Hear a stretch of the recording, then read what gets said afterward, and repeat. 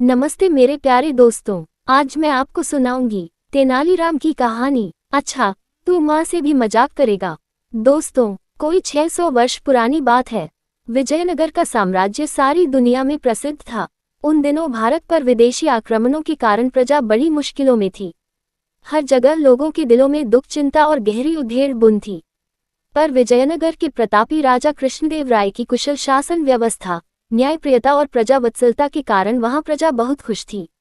राजा कृष्णदेव राय ने प्रजा में मेहनत और सद्गुणों के साथ साथ अपनी संस्कृति के लिए स्वाभिमान का भाव पैदा कर दिया था, इसलिए विजयनगर की ओर देखने की हिम्मत किसी विदेशी आक्रांता की नहीं थी। विदेशी आक्रमणों की आंधी के आगे विजयनगर एक मजबूत चट्टान की तरह खड़ा था। साथ ही वहां लोग साहित्य और कलाओं से प्रेम करने वाले तथा परिहास प्रिय थे। उन्हीं दिनों की बात है, विजयनगर के तेनाली गांव में एक बड़ा बुद्धिमान और प्रतिभासंपन्न किशोर था। उसका नाम था रामलिंगम। वह बहुत हंसोड़ और हाजिरजवाब था।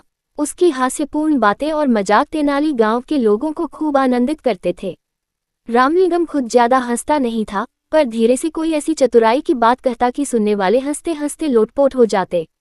उसकी बातों में छिपा हुआ व्यंग्य और बड़ी सूझबूझ होती, इसलिए वह जिसका मजाक उड़ाता वह शख्स भी द्वेष भूलकर औरों के साथ खिलखिलाकर हंसने लगता था। यहाँ तक कि अक्सर राह चलते लोग भी रामलिंगम की कोई चतुराई की बात सुनकर हंसते हंसते लोटपोट हो जाते। अब तो गांव के लोग कहने लगे थे, बड़ा अद्भुत है यह बालक। हमें तो लगता है कि यह रोते हुए लोगों को भी हंसा सकता है। रामलिंगम कहता, पता नहीं रोते हुए लोगों को हंसा सकता हूँ कि नहीं, पर सोते हुए लोगों को जरूर सकता हूँ। सुनकर आसपास खड़े लोग ठठाकर हंसने लगे। यहाँ तक कि तेनाली गांव में जो लोग बाहर से आते, उन्हें भी गांव के लोग रामलिंगम की अजब अजब किस्से और कारनामे सुनाया करते थे। सुनकर वे भी खिलखिलाकर हंसने लगते थे और कहते, तब तो ये रामलिंगम सचमुच अद्भुत है। हमें तो लगता है कि यह पत्थरों को भी हंसा सकता है। गांव के एक बुजुर्ग ने कहा, भाई, हमें तो लगता है कि यह घूमने के लिए पास के जंगल में जाता है, तो वहां के पेड़ पौधे और फूल पत्ते भी इसे देखकर जरूर हंस पड़ते होंगे। एक बार की बात है, रामलिंगम जंगल में घूमता हुआ माँ दुर्गा के एक प्राचीन मंदिर में गया। उस मंदिर की मान्यता थी और दूर दूर से लोग वहां माँ दुर्गा का दर्शन करने आया करते थे। रामलिंगम भीतर गया तो माँ दुर्गा की अद्भुत मूर्ति देखकर मुग्ध रह गया। माँ के मुखमंडल से प्रकाश फूट रहा था। रामलिंगम की मानो समाधि लग गई। फिर उसने दुर्गा माता को प्रणाम किया और चलने लगा। तभी अचानक उसके मन में एक बात अटक गई। माँ दुर्गा के 4 मुख थे, 8 भुजाएं थीं। इसी पर उसका ध्यान गया और अगले ही पल उसकी बड़े जोर से हंसी छूट गई। देखकर माँ दुर्गा को बड़ा कौतुक हुआ। वे उसी समय मूर्ति से बाहर निकलकर आई और रामलिंगम के आगे प्रकट हो गईं। बोली, बालक, तू हंसता क्यों है? रामलिंगम माँ दुर्गा को साक्षात सामने देखकर एक पल के लिए तो सहम गया, पर फिर हंसते हुए बोला, क्षमा करे माँ, एक बात याद आ गई, इसीलिए हंस रहा हूँ।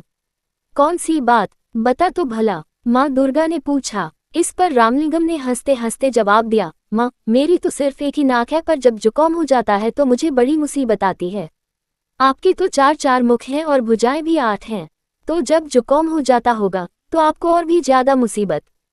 रामलिंगम की बात पूरी होने से पहले ही माँ दुर्गा खिलखिलाकर हंस पड़ी। बोली, हट पगले, तू माँ से भी मजाक करता है। फिर हंसते हुए उन्होंने कहा, पर आज मैं समझ गई हूँ कि तुझमें हास्य की बड़ी अनोखी सिद्धि है।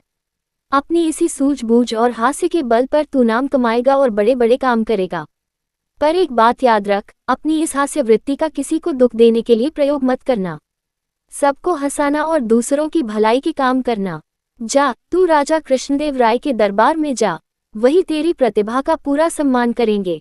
उस दिन रामलिंगम दुर्गा माँ के प्राचीन मंदिर से लौटा तो उसका मन बड़ा हल्का फुल्का था। लौटकर उसने माँ को यह अनोखा प्रसंग बताया। सुनकर माँ चकित रह गईं, और फिर होते होते पूरे तेनाली गांव में यह बात फैल गई कि रामलिंगम को दुर्गा माँ ने बड़ा अद्भुत वरदान दिया है। ये बड़ा नाम कमाएगा और बड़े बड़े काम करेगा। उसके साथ ही साथ तेनाली गांव का नाम भी ऊंचा होगा।